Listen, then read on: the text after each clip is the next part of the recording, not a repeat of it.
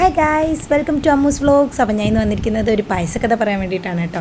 പായസക്കഥയെന്നല്ല, ഞാൻ പായസം വെച്ച ഒരു കഥ പറയാൻ വേണ്ടിയിട്ടാണ്. അപ്പോൾ നമുക്കിന്ന് പായസം വെച്ച് നോക്കാം. അത് സാധാ രീതിയിലല്ല, ഞാൻ മിക്സ് വാങ്ങിച്ചിട്ടാണ് കേട്ടോ വയ്ക്കുന്നത്. അപ്പോൾ നമുക്കിത് പാലട പായസം മിക്സ് വെച്ചിട്ടുള്ളത് നോക്കാം. അപ്പോൾ അതിന് മുമ്പ് എനിക്ക് പ്രത്യേകമായിട്ട് പറയാനുള്ള കുറച്ച് കാര്യങ്ങളുണ്ട്. എൻ്റെ ചാനൽ ആദ്യമായിട്ട് കാണുന്നവരാണെങ്കിൽ സബ് ചെയ്യാനും അതുപോലെ തന്നെ അവിടുത്തെ ബെല്ലൈക്കൺ എനേബിൾ ചെയ്ത് വെക്കാനും മറന്നു പോരുത്. എനേബിൾ ചെയ്ത് വെച്ചില്ലെങ്കിൽ ഉള്ള പ്രശ്നം എന്താ, ഞാൻ ഇടുന്ന വീഡിയോസോ ഷോർട്സോ ഒന്നും നിങ്ങൾക്കറിയില്ല, ലൈവ് ഇടുന്നതും കിട്ടത്തില്ല. അപ്പോൾ അതിന് വേണ്ടിയിട്ടാണ് ഞാൻ പറയുന്നത്. അപ്പോൾ എല്ലാവരും ബെല്ലൈക്കൺ ഒന്ന് എനേബിൾ ചെയ്ത് വയ്ക്കാൻ മറക്കരുത്.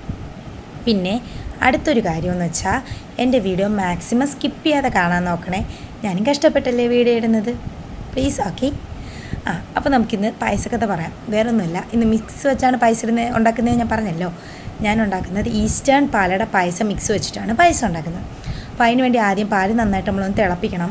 നന്നായി തിളച്ചതിന് ശേഷം ഞാൻ നേരത്തെ കാണിച്ച ആ മിക്സ് എടുത്തിട്ട് നമ്മൾ അതിലേക്ക് ഇടണം. ആദ്യം കാണുമ്പോൾ കുറച്ച് പയറുമണി പോലത്തതായിട്ട് തോന്നും, പക്ഷേ എങ്കിലും അടിപൊളിയാണ് കേട്ടോ. അതൊന്ന് റെഡിയായി വരുമ്പോൾ സെറ്റാണ് സാധനം. അപ്പോൾ അത് നമ്മൾ ആ തിളച്ച പാലിലേക്ക് ഇട്ട് നന്നായിട്ടൊന്ന് മിക്സ് ചെയ്യണം.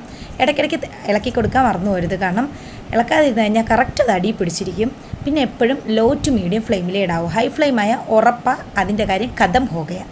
സോ എപ്പോഴും low to medium flame, okay, അതാരും മറന്നു പോരുത്. അപ്പോൾ ലോ ടു മീഡിയം ഫ്ലെയിമിലിട്ട് വേണം നമ്മൾ പായസം എപ്പോഴും ഉണ്ടാക്കാം. പായസം നല്ല മിക്ക കറികളും അങ്ങനെ വേണം ഉണ്ടാക്കാൻ. അതാകുമ്പോൾ നമുക്ക് അടി പിടിക്കുമെന്ന പേടി വേണ്ട. പിന്നെ നമ്മൾ അതുമാത്രം ചെയ്താൽ പോരാ, എപ്പോഴും ഇളക്കി കൂടെ കൊടുക്കണം കേട്ടോ. പ്രത്യേകിച്ച് പായസത്തിലൊക്കെ എപ്പോഴും ഒന്ന് ജസ്റ്റ് ഒന്ന് മിക്സ് ചെയ്ത് കൊടുത്തില്ലെങ്കിൽ അത് ഉറപ്പായിട്ടും അതിൻ്റെ ആ തരികൾ അടി പിടിക്കും. അതിലെ പാലട കഷ്ണങ്ങളൊക്കെ അടി പിടിക്കാൻ സാധ്യതയുണ്ട്. അതുകൊണ്ടാണ് അങ്ങനെ പറയുന്നത്. കണ്ടോ, ആ ഒരാൾ അതിൻ്റെ ഇടയ്ക്ക് എൻ്റെ ഇടുപ്പിലൊക്കെ കയറിയിരുന്ന്, കാരണം എന്താണ് ഈ പുകയെന്നൊക്കെ അവൾക്കും അറിയണമല്ലോ. അപ്പോൾ അതിൻ്റെ ഇൻട്രസ്റ്റിൽ അവളും കയറിയിരുന്ന് എല്ലാം കാണുന്നുണ്ട്. അങ്ങനെ നമ്മുടെ പായസം എന്താ ഒന്ന് കുറുകി വരുന്നുണ്ട്. പിന്നെ വേറൊരു കാര്യം, നല്ല കുറുകി വറ്റാൻ വേണ്ടി ഒരിക്കലും ഇരിക്കരുത്. ഒരു ജസ്റ്റ് ഒന്ന് കുറുകി ഒരു ഇതായി വരുമ്പോൾ തന്നെ നമ്മൾ അടച്ച് വയ്ക്കുക. കാരണം അല്ലെങ്കിൽ ഉള്ള പ്രശ്നമെന്ന് വെച്ചാൽ ഇത് നമുക്ക് കുടിക്കാൻ സമയമാകുമ്പോൾ നല്ല കട്ടിയാവും, വീണ്ടും പാലൊളിച്ച് തിളപ്പിക്കേണ്ട ആവശ്യം വരും. അപ്പോൾ അതിന് ലാസ്റ്റ് നെയ്യും കൂടി ഒഴിച്ചിട്ട് നമ്മളതങ്ങ് അടച്ചു വയ്ക്കുകയാണ്.